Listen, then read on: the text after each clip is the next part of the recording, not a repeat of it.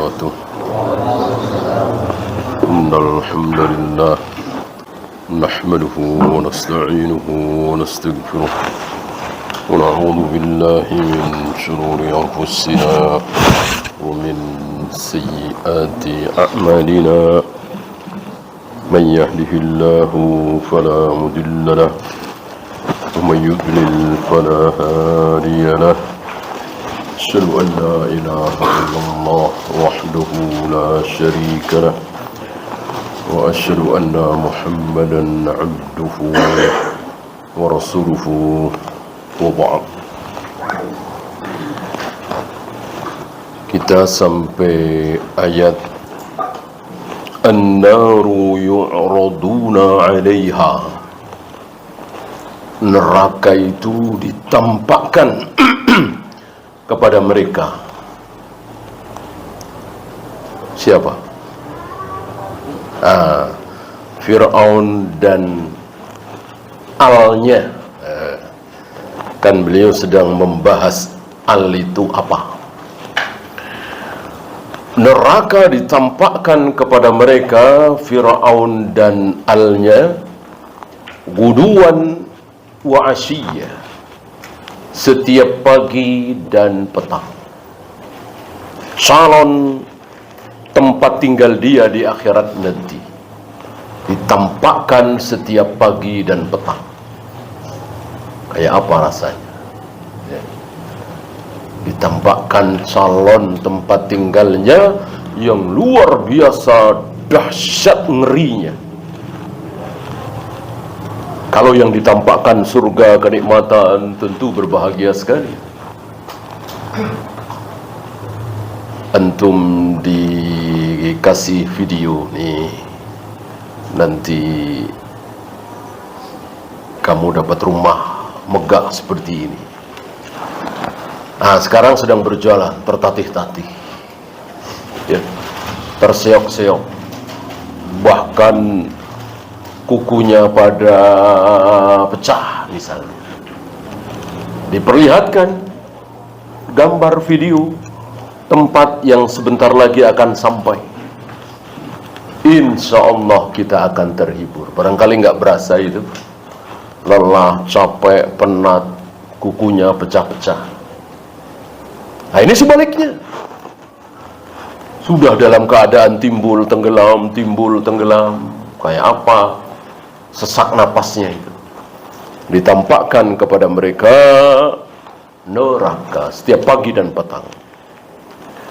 Wa yauma taqumus saa'ah, dan kelak pada hari kiamat dikatakan, Allah perintahkan kepada para malaikat, adkhilu ala fir'aun, masukkanlah alnya Fir'aun itu, Fir'aun dan alnya itu, asyaddal azab, di azab yang paling dahsyat.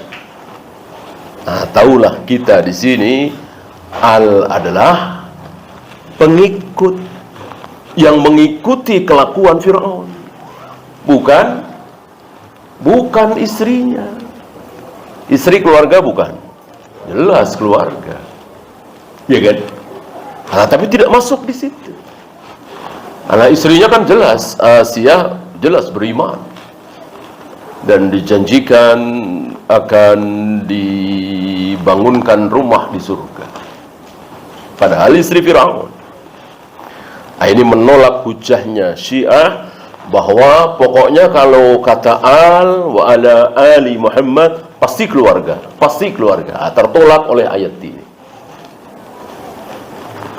Kalau sudah tertolak oleh ayat, selesai. Tertolak oleh hadis sahih, selesai.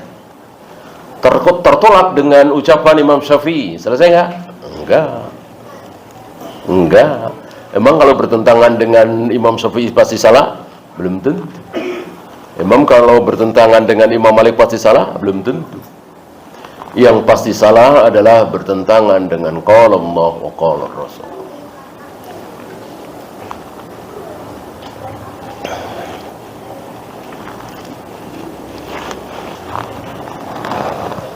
Fa innaha takunu bima'na adba'ihi ala dinihi. Oleh karena itu al bermakna para pengikutnya yang mengikuti agama Nabi sallallahu alaihi wasallam mundu bu'itha ila yaumil qiyamah, dari semenjak beliau diutus sampai hari kiamat. Berarti alu Muhammad hari ini masih adakah? Masih. Kita semua yang mengikuti ajaran beliau alu Muhammadin sallallahu alaihi wasallam. Diperkuat dengan ucapan Nabi, Salman min ahli bait. Salman al-Farisi termasuk ahli baitku. Padahal adakah hubungan darah? Tidak ada. Boro-boro sebangsa saya tidak, apalagi saudara. Apalagi kekeluargaan, bangsa saja beda. Beliau bangsa Arab, Salman al-Farisi bangsa Parsi. Beda bangsa. Tapi beliau mengatakan min ahli bait, termasuk ahlul bait.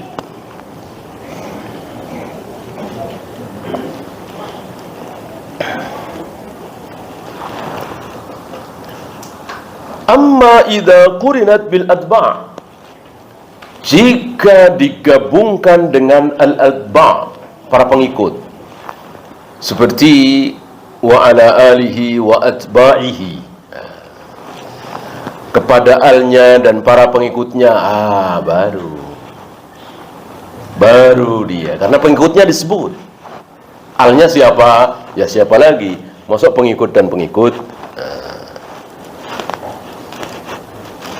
Fal-al hum al-mu'minuna min alil bait.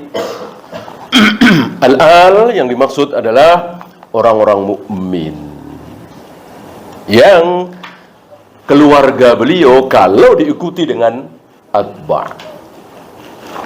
Abu Jahal tidak termasuk, Abu Lahab tidak termasuk, Abu Talib tidak termasuk. Siapapun yang kafir sedekat apapun hubungan darah dengan beliau, maka bukan ahlul bait.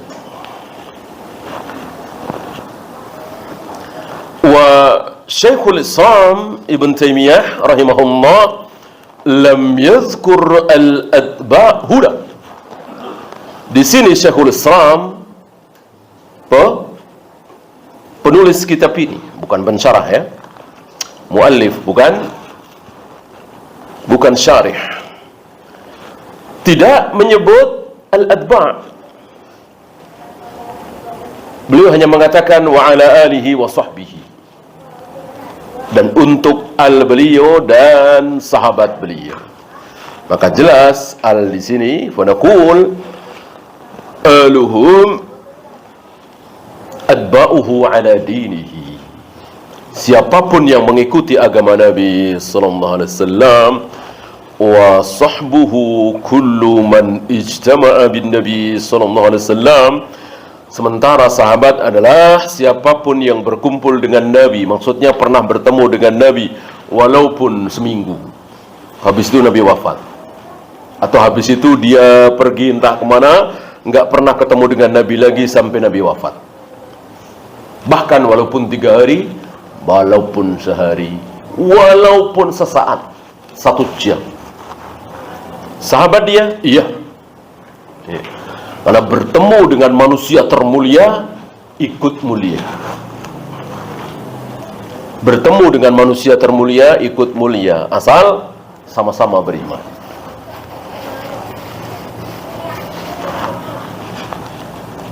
Walaupun tidak disebut di kitab-kitab sirah, barangkali kita nggak ada yang kenal siapa, pasti ada ya, sahabat yang rata-rata kaum muslimin nggak kenal, pasti ada kan, ribuan sahabat nggak terkenal.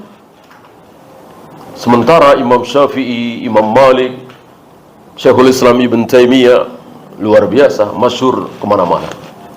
Lebih mulia siapa? Sahabat. Dalil jangan dikalahkan oleh ra'yu kita. Lah dia ngapain?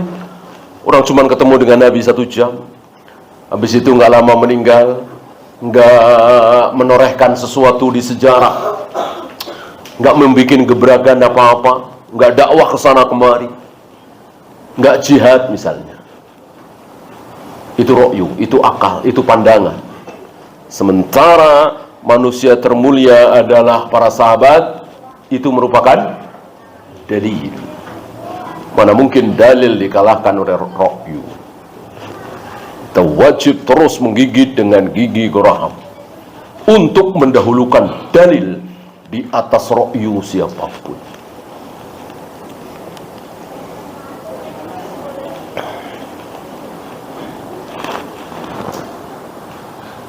Man istama'a bin Nabi sallallahu alaihi wasallam mu'minan bihi. Dia dalam keadaan beriman. Ketika bertemu dengan Nabi itu, yang 1 jam, 2 jam, sehari, 2 hari, dia beriman.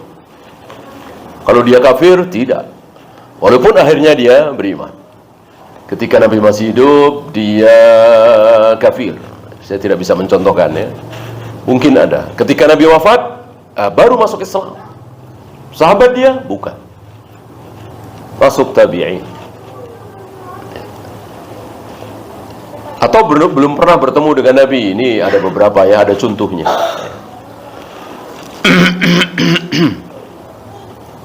Sezaman dengan Nabi. Sezaman dengan Nabi, hidup di masa Nabi, tapi belum pernah bertemu dengan Nabi SAW. Sahabat? Bukan. Bukan. Seperti Raja Najasyi, termasuk Uwais Al-Qarni. Dan ada beberapa lagi. Para imam menyebut sebagai Al-Muhaddaram. Orang-orang yang hidup sezaman dengan Nabi sallallahu alaihi wasallam, dia beriman, mati dalam keadaan iman, tapi belum pernah bertemu dengan Nabi alaihi salatu wasallam. Tetap tidak disebut sahabat.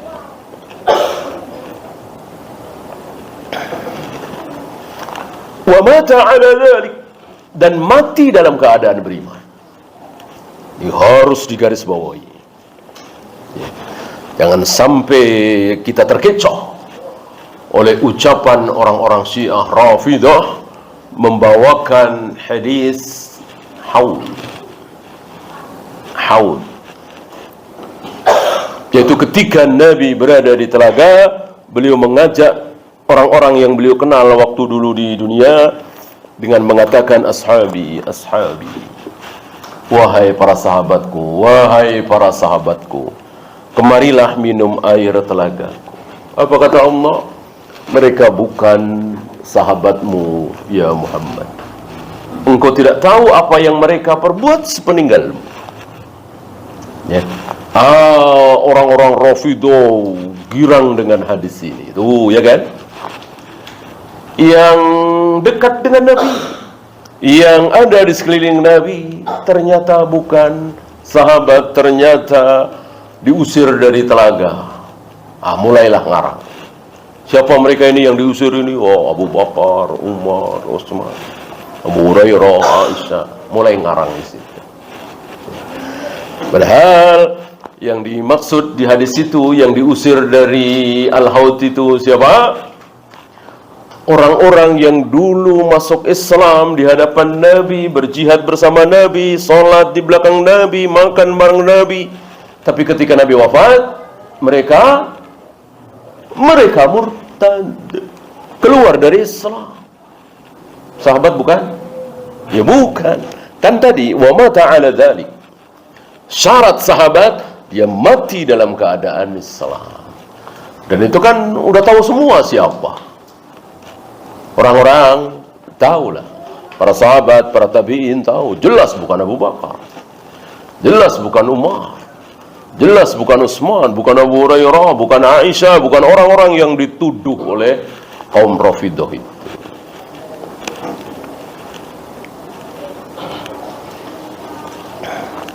Temannya Abu Hurairah. Tapi sepertinya Abu Hurairah membawakan ini tidak menyebut nama ya. Jadi waktu itu ada beberapa orang, mungkin belasan atau puluhan orang berada di hadapan Nabi. Nabi mengucapkan sesuatu, mungkin semacam ceramah begitu ya. Di tengah-tengah muhadarah beliau di situ ada Abu Hurairah ya. Di situ ada Abu Hurairah.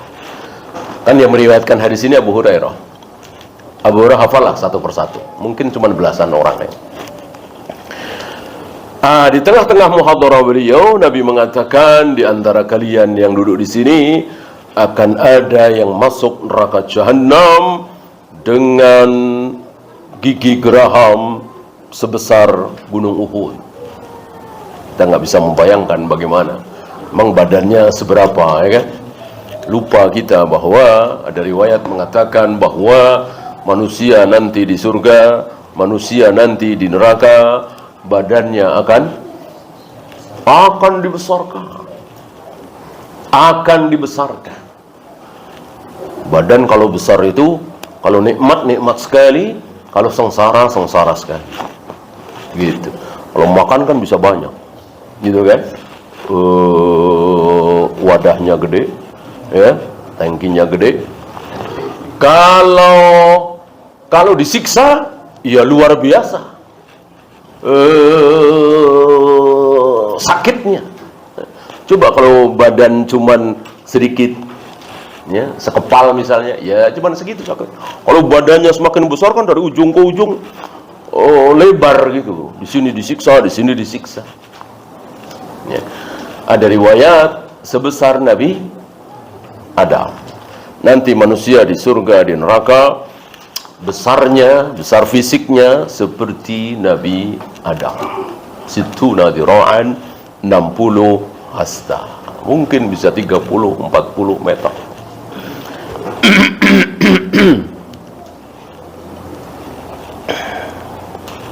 Sudah. Rasul wafat, Abu Hurairah mengingat-ingat kejadian itu. Lalu satu persatu yang ada di situ meninggal.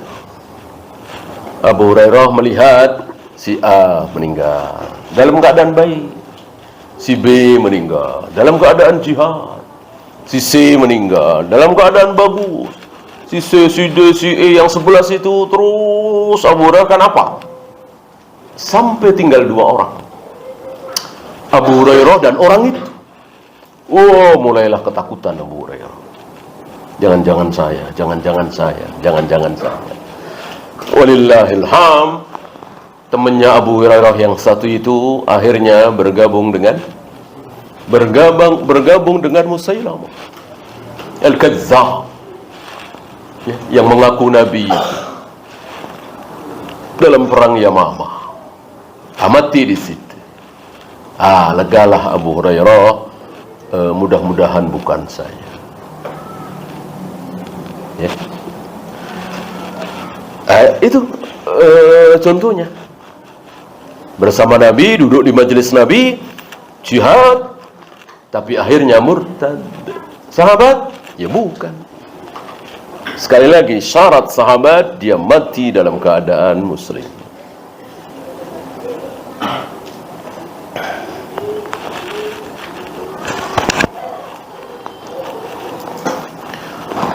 Wa atfus suhbi huna 'ala al-al min babi atfil khas 'ala al-'am. Diatafkannya sahabat di sini terhadap keluarga atau pengikut, ya, itu mengatafkan yang khusus terhadap yang umum. Ya.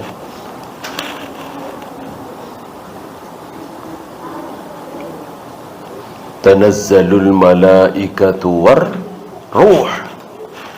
Malam itu para malaikat dan Jibril turun.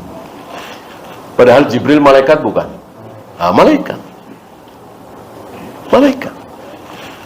Ini mengatafkan yang khusus terhadap yang umum. Apakah bahasa ini salah? Tidak salah.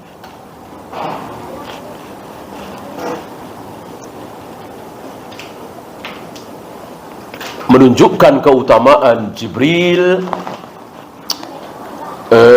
dibanding malaikat-malaikat yang lain. Ya. Kemarin murid-murid datang semua termasuk Ahmad. Padahal Ahmad murid juga. Kenapa mesti disebut? Ada keutamaan.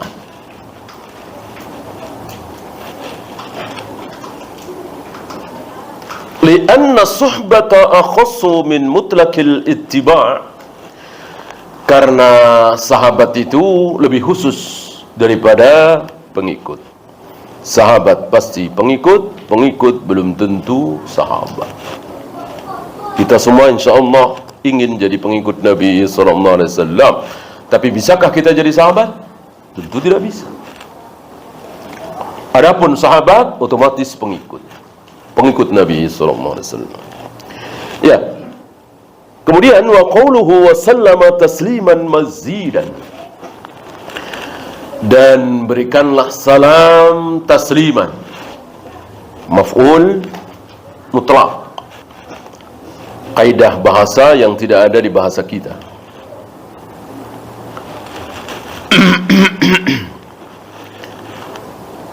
Fiha as-salamatu minal afat. Yang dimaksud salam ini, selamat adalah keselamatan dari sesuatu yang tidak menyenangkan, dari sesuatu yang buruk. Minal afat.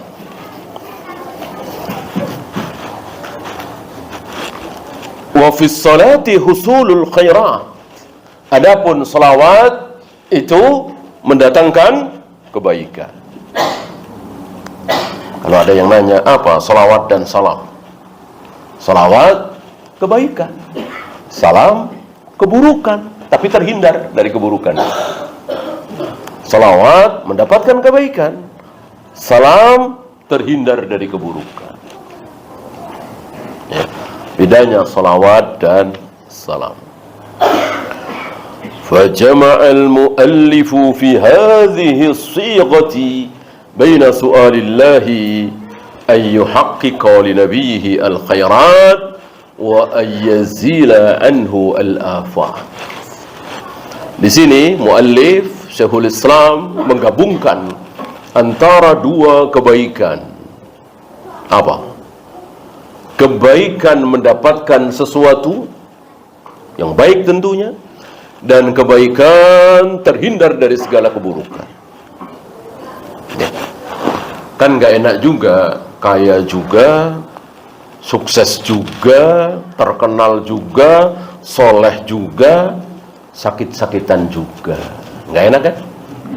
Sakit-sakitan juga, keluarga berantakan juga. Nah, kan gak enak kan? Yang enak ya sukses, ya berhasil, ya sehat, ya keluarganya sejahtera, saleh, salihah, dan seterusnya. Nah, itu maksudnya salawat dan salam.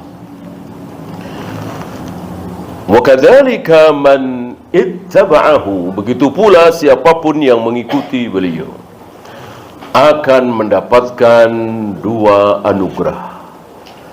Yang pertama mendapatkan kebaikan, yang kedua terhindar dari keburukan. Terhindar dari keburukan ini yang kadang kita sering lupa. Sering lupa. Maka jika ada yang mengingatkan, jika ada peringatan, bersyukur kita. Ya. Gaji pas-pasan. Kadang-kadang belum akhir bulan sudah habis, ya. Hidup sangat sederhana. Dia merasa miskin dan menderita, tapi dia lupa bahwa dia sehat, anak istrinya soleh salihah. Sementara tetangganya, saudaranya, anak-anaknya pada kena narkoba misalnya, istrinya selingkuh misalnya, ya, jauh dari soleh, walaupun kaya raya. Saya yakin antum nggak mau jika ditawarkan itu. Kita semua insya Allah nggak mau. Ya. Nah, ini yang kita sering lupa. Makanya terus kurang bersyukur. Kok tidak kaya ya? Kok tidak sukses ya? Kok usaha saya begini-begini saja ya? Lupa dia. Kalau selama ini sehat terus. Sementara sebagian saudara dia sakit bertahun-tahun.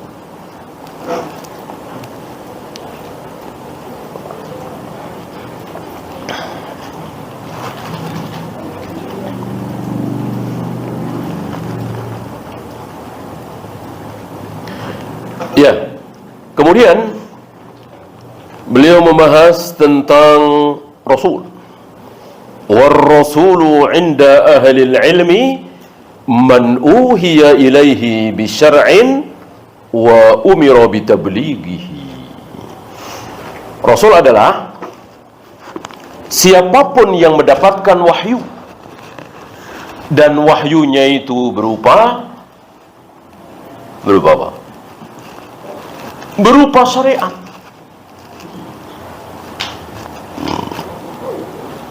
Puasalah anu, salatlah anu, lakukanlah ini, jangan lakukan itu. Nah, itu syariat, perintah dan larangan. Ya. Maryam dan ibunya Nabi Musa dapat wahyu apa tidak? Dapat. Oh, berarti Rasul dong? Enggak. Karena wahyunya tidak berisi syariat. Wahyunya cuman fahuzi ila jidin nakhal. Goyangkan pohon kurma itu. Siapa yang mewahyukan ini? Tentu Allah. Siapa lagi? Bukan setan.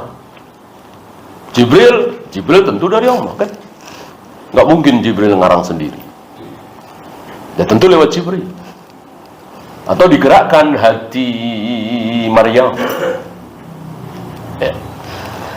Detik-detik menjelang beliau melahirkan, beliau lapar, berhari-hari tidak makan, padahal butuh tenaga untuk melahirkan bayi, maka Allah perintahkan untuk makan kurma. Tapi bagaimana? Kurma kan di atas. Bagaimana memanjatnya? Maka Allah perintahkan beliau untuk menggoyangkan dahan kurma itu. Kira-kira digoyang jatuh nggak kurmanya? Boro-boro jatuh. Ya goyang aja nggak barangkali ya. Pohon kurma kan besar, kuat, tinggi. Tenaga beliau seberapa? Wanita lemah, hamil tua. Nah, ada hikmah di sini bahwa kita ketika butuh apa-apa jangan cuman berdoa, harus ada usahanya maksimal. Itu maksimal yang dilakukan oleh Maryam hari itu cuman menggoyangkan, nggak mungkin lebih dari itu. Kalau beliau berusaha memanjat itu malah takalluf, itu sudah maksimal. Ya. Ini pelajaran besar bagi kita. Jangan merasa soleh, merasa baik, merasa jujur, merasa amanah, lalu tidak menjalani asbab. Berdoa saja. Ya. Pun sebaliknya, jangan kita mengandalkan keahlian kita, kecakapan kita, kejeniusan kita, lalu tidak berdoa. Atau karena sudah puluhan tahun dapat segitu, sudah puluhan tahun asal awal bulan dapat 10 juta, 15 juta, ya, seolah nggak butuh lagi, lalu tidak berdoa. Ini pun buruk.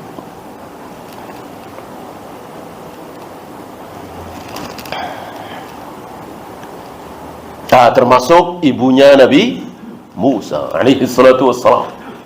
Dapat wahyu dari Allah? Iya. Kalau nggak dapat wahyu dari Allah, mana mungkin berani tega menghanyutkan Musa yang masih bayi ke sungai. Itu karena mendapatkan wahyu. Dengan demikian beliau Nabi, beliau Rasul? Tidak. Karena itu kan bukan ajaran. Menghanyutkan bayi ke kali kan bukan ajaran. Beda dengan sholat, puasa, jangan ini, jangan itu. Ya. Satu lagi, wa umira bi tablighihi, diperintahkan untuk menyampaikan kepada yang lain. Beliau berdua tidak. Dan masih ada beberapa contoh. Mendapatkan wahyu dari Allah dan tidak diperintahkan untuk menyampaikan kepada yang lain. Nah, dua-duanya putus hari ini. Sudah tidak ada lagi. Ya, sudah tidak ada lagi. baik wahyu yang berisi ajaran, atau kita digerakkan, diberi wahyu untuk ini, untuk itu, sudah tidak ada. Kecuali firasat. Kecuali firasat. Dan sudah kita bahas apa itu firasat ya.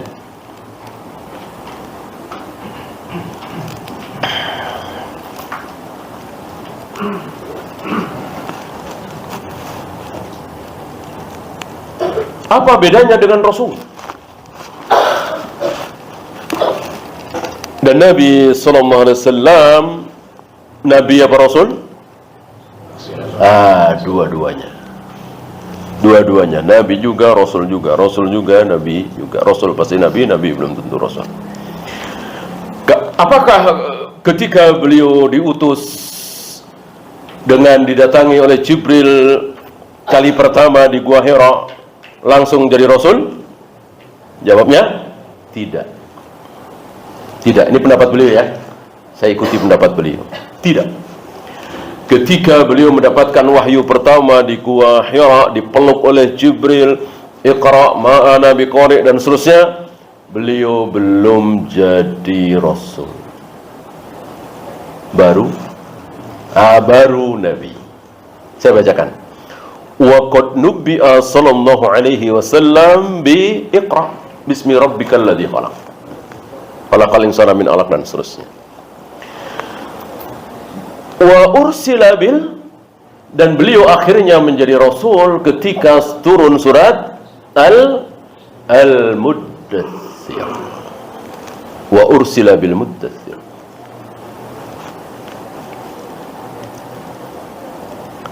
Pada ketika beliau mendapatkan Iqra bismi rabbikal ladzi khalaq, tidak ada perintah apapun dari Allah kepada beliau untuk orang lain. Jadi untuk beliau sendiri dulu. Tahulah kita bahwa para nabi, para rasul juga di tarbiyah, juga digembleng, juga di perintah, dilarang oleh Allah. Keadaan beliau di hari pertama menjadi nabi dengan keadaan beliau menjelang wafat samakah? Tentu tidak sama. Tidak sama.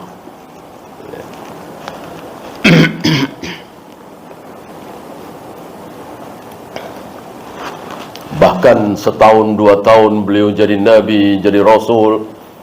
Beliau tahu salat 5 waktu? Belum tahu. Puasa, zakat, haji belum tahu? Sudah tahu? Belum tahu. Jihad belum tahu. Setelah Isra Mi'raj, tambah pengetahuan beliau tentang salat 5 waktu. Kemudian di awal-awal hijrah, tambah pengetahuan beliau tentang saum, dan begitu seterusnya. Begitu pula para sahabat manusia termulia di muka bumi ini setelah para nabi, para rasul. Tapi ada prosesnya.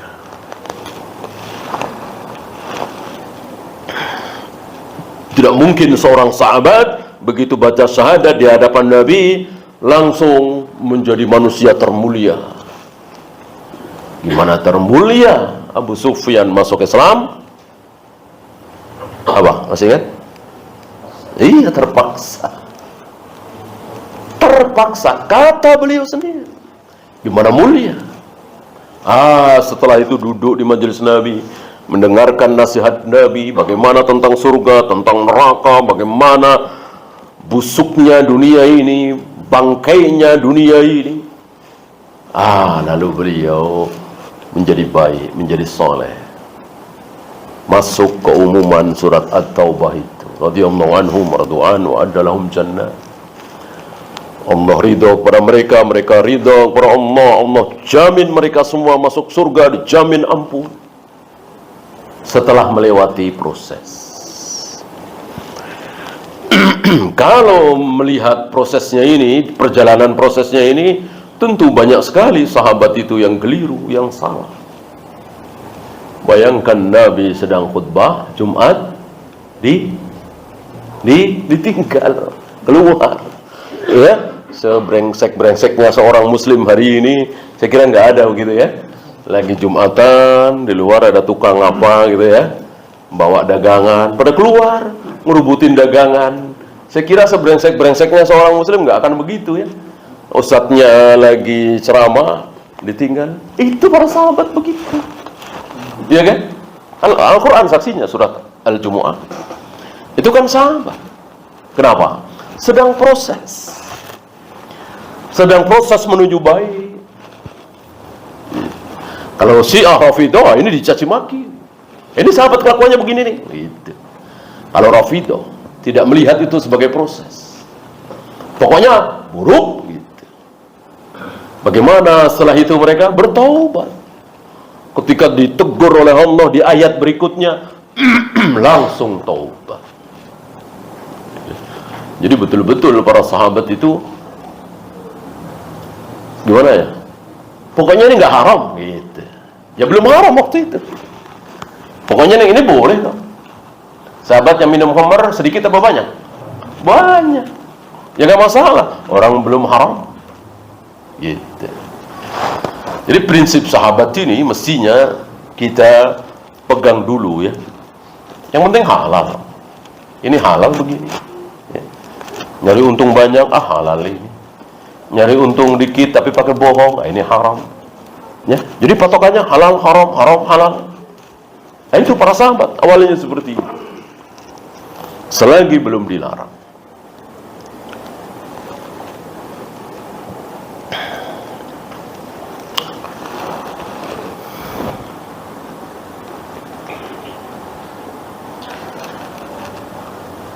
Kemudian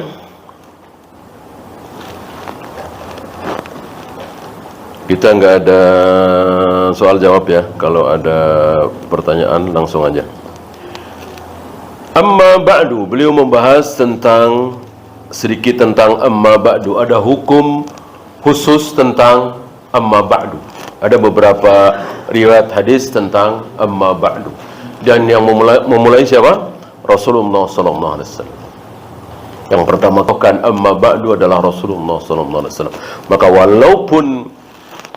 walaupun gak ada artinya, maka para ulama, para imam mempertahankan ini. Kan sunnah Nabi sallallahu alaihi wasallam. Tidak mungkin sunnah Nabi buruk. Tidak mungkin sunnah Nabi tidak mengandung hikmah.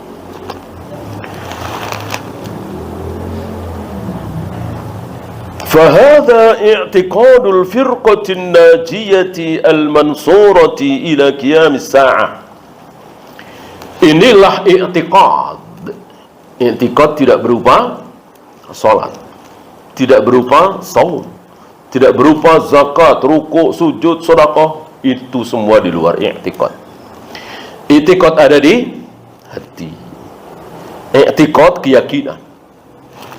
Dan mana yang lebih besar? Amal jawari, amal anggota badan, apa amal hati? Yang lebih besar amal hati. Siapa yang hatinya tidak beramal, maka dia akan kekal di neraka. Walaupun tangannya, kakinya, lisannya, matanya beramal. Walaupun dia sholat, puasa, zakat, haji, tapi hatinya tidak beramal. Hatinya tidak beramal berarti tidak ada i'tiqad, tidak ada keyakinan bahwa surga itu hak, neraka itu hak. Tidak ada yang berhak disembah kecuali Allah. Muhammad sallallahu alaihi wasallam wajib kita ikuti satu-satunya. Enggak ada i'tiqad seperti itu. Tapi orang salat ikut salat, orang saum ikut saum. Sementara i'tiqad di dalam dirinya tidak ada seperti tadi. Di mana dia tempatnya di neraka selama-lamanya. Dan dia kafir. Siapa contoh? Abdullah bin Ubay bin Salul. Beramalkah dia? Beramal. Apa? Jawari. Wudu, salat, saum, jihad juga pernah ikut. Tapi dia kekal di neraka selama-lamanya. Kalau nggak kekal, nggak mungkin Nabi dilarang menyolati mayatnya. Ya. Seburuk-buruk seorang muslim tidak mungkin Nabi dilarang menyolati. Ya. Kalau toh beliau tidak mau, bukan dilarang ya, bukan jangan sholati. Pernah memang beliau tidak mau nyolati,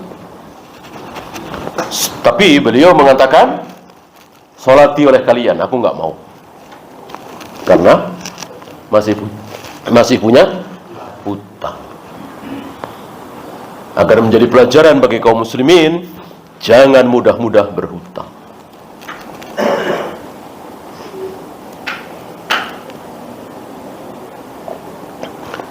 I'tiqad siapa? Keyakinan siapa? Al-firqatin najiyati, golongan yang selamat. Mengatakan golongan ini golongan yang selamat, berarti golongan yang lain selamat apa tidak? Tidak. Kalau ini golongan selamat tapi yang lain golongan selamat juga, ya sia-sia dong. Yang lain tidak selamat. Tidak selamat dari neraka. Walaupun selamat dari kekekalan neraka, tapi tidak selamat dari neraka. Yang al-firqatun najiyah selamat insyaallah.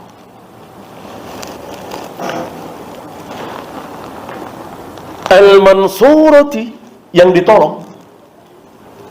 Allah selalu menolong. Dan dikatakan la yadurruhum man khadalahum. Mereka tidak akan dimudaratkan oleh orang-orang yang membenci mereka. Banyak yang tidak paham dengan kalimat ini. Bukankah Syekhul Islam dimudaratkan oleh penguasa hari itu? Bukankah Imam Ahmad bin Hanbal dimudaratkan oleh penguasa hari itu Al-Ma'mun? Bukankah banyak ulama ahlu sunnah dimudaratkan oleh ahlul bidah? Betul. Tapi cuman badannya, cuman hartanya, cuman rumahnya, cuman nyawanya, bukan akidahnya, bukan manhajnya, bukan hujahnya. Kalau akidahnya, manhajnya, hujahnya tidak dimudaratkan, dan itu sudah terbukti. Sementara firqah-firqah sesat itu dimudaratkan oleh salaf apa tidak? Iya. Mereka dimudaratkan oleh kaum salaf. Mereka hancur, mereka bangkrut, mereka sepi pengajiannya, mereka tidak punya pengikut gara-gara tampilnya manhaj salaf. Itu. Mereka dimudaratkan oleh kaum salaf. Kaum salaf tidak dimudaratkan. Bahwa kadang manhaj salaf mayoritas, kadang minoritas, jelas. Di satu negeri manhaj salaf mayoritas, Saudi misalnya. Di negeri-negeri lain minoritas seperti negeri kita ini, nggak masalah. Insya Allah tidak dimudaratkan. Selama kaum muslimin belajar sunnah. Kecuali sudah nggak belajar lagi, nanti akan dimudaratkan. Seperti firqah besar di negeri kita ini, 1912, 1915, 1920, bahkan sampai 1950-60, mereka masih menggigit sunnah Nabi dengan gigi geraham. Mereka nggak muludan, nggak tahlilan, nggak usoli, nggak yasinan, nggak berbuat berbagai macam bid'ah itu. Karena apa? Masih terus belajar sunnah. Lama-lama sudah tidak belajar sunnah lagi. Tertarik dengan kedokteran, ya, teknik. Banyak yang menjadi dokter, pilot, insinyur, ini itu. Tentu tidak salah. Menjadi salah kalau meninggalkan ilmu agama. Akhirnya dimudaratkan. Ya. Jarang ada pengajiannya. Zaman saya kecil mereka masih banyak pengajiannya. Ya. Saya tahu jenggot, khutbah berdoa dengan satu jari, saya kecil itu dari mereka. Ya. Tapi ya itu tadi, karena tidak belajar, tidak menjadikan ilmu agama itu nomor satu. yang dinomorsatukan ilmu umum, akhirnya dimudorotkan. Ya, akhirnya udah mulai ada yang tahlilan, yang ikut muludan, bahkan ada yang mengatakan semua agama sama, semua agama benar, kemasukan orang-orang sekuler dan seterusnya dan seterusnya. Ini musibah besar sekali. Ya. Ini pelajaran bagi kita. Ya. Kaum salaf untuk selalu sibuk dengan ilmu, belajar ilmu, belajar ilmu, belajar ilmu. Yang dagang teruskan berdagang, yang bertani teruskan bertani, terus belajar ilmu. Agar tidak bernasib seperti mereka itu.